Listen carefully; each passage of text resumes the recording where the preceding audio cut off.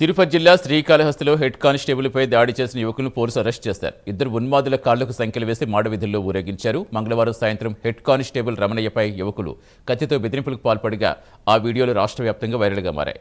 Srikalahasti railway station సమీపంలో ఈ ఘటన జరిగింది. హెడ్ కానిస్టేబుల్పై దాడి చేసిన వారిని శ్రీకాళహస్తి కొండబిట్టకు చెందిన జితేంద్ర శ్రీనివాస్గా గుర్తించి కేసు నమోదు చేశారు. యూనిఫామ్లో ఉన్న కానిస్టేబుల్పై దాడి సహించేది లేదని ఏఎస్పీ స్పష్టం చేశారు.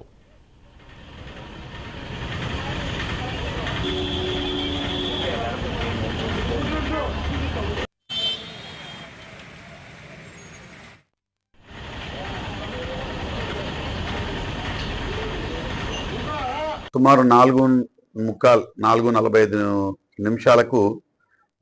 112 కాల్ వస్తే ఆ పని మీద మా రమణయ్య అనేటువంటి ఒక హెడ్ కానిస్టేబుల్ మన శ్రీకాళహస్తి 1 టౌన్ సంబంధించిన హెడ్ కానిస్టేబుల్ ఆ 112 కాల్ అటెండ్ కావడానికి వెళుతూ ఉన్నాడు రైల్వే స్టేషన్ వైపు.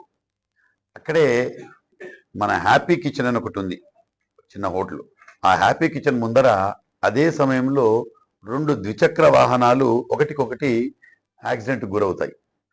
అయితే ఒక వెహికల్లో ఒక లేడీ ఉంటుంది కాబట్టి ఆ లేడీని తీసుకొని అక్కడే ఒక ఆటో ఆపి ఆటోలో ఎక్కించి మెడికల్ ట్రీట్మెంట్కి పంపిస్తారు. అయితే ఎందుకంటే ఇది రోడ్డు మీద జరిగింది కాబట్టి ట్రాఫిక్ జామ్ అవుతుంది కాబట్టి ఆ 2 వీలర్స్ని పక్కకి తీసుకొని దానికి కీ లాక్ చేసుకొని మీరు పోలీస్ స్టేషన్కి రండి అని చెప్తాడు. అయితే ఆ మోటార్ సైకిల్లో ఉన్నటువంటి సాయి ఎవరైతే ఈ కేసులో శ్రీనివాస్ అనే ముద్దాయి ఉన్నాడో, మా హెడ్ కానిస్టేబుల్ అసాల్ట్ చేశాడో, అతను వాళ్ళిద్దరు కలిసి 2 టౌన్ పోలీస్ స్టేషన్ కొత్తపేట దగ్గర నుంచి వస్తూ ఉంటారు. వాళ్ళు లిఫ్ట్ తీసుకొని వస్తూ ఉంటాడు. సో యాక్సిడెంట్ జరిగింది, అదంతా అయిపోయింది.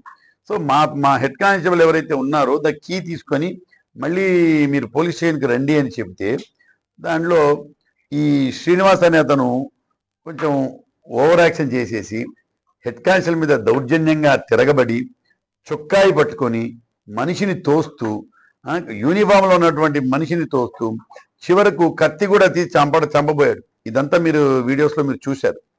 సో అదేవిధంగా అతను కూడా మా హెడ్ కానిస్టేబుల్ గారిని తోయడం జరిగింది, మీరు చూశారు.